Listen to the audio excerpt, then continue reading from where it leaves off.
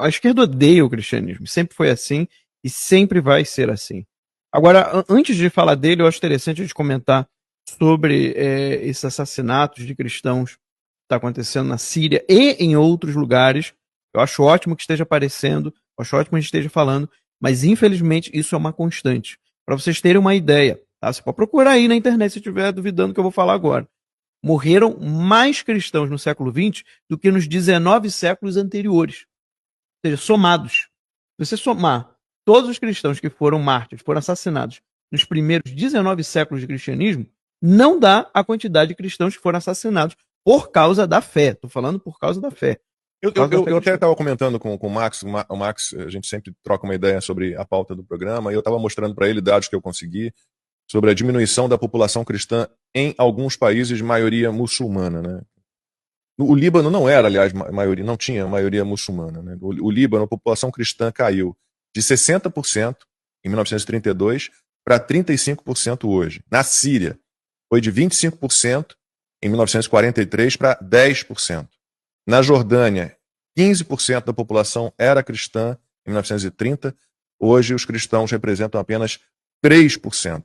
No Iraque, a proporção de cristãos caiu de 7% em 1950 para apenas 2% hoje. E aí acusam Israel de genocídio contra os palestinos, cuja população aumenta, aumenta e aumenta. Exatamente. Então fica muito claro que existe um conluio de abafar o genocídio cristão que existe no mundo hoje.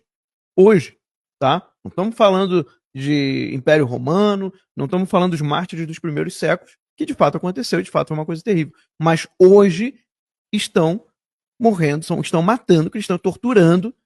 É um genocídio, de fato as pessoas sendo perseguidas pela fé como nunca houve antes na história do cristianismo. Isso está acontecendo. Tem vídeos terríveis. De vez em quando surgem esses vídeos. Só que ninguém fala nada, a mídia não fala nada e coloca como que as outras religiões é que são perseguidas. O cristianismo é hoje a religião mais perseguida do mundo. Isso é dado.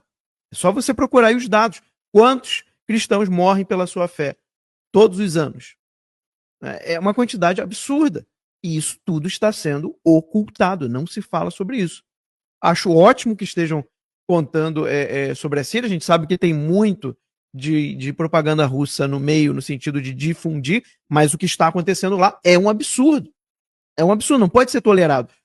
O Ocidente não pode olhar a Síria e olhar o governo da Síria e achar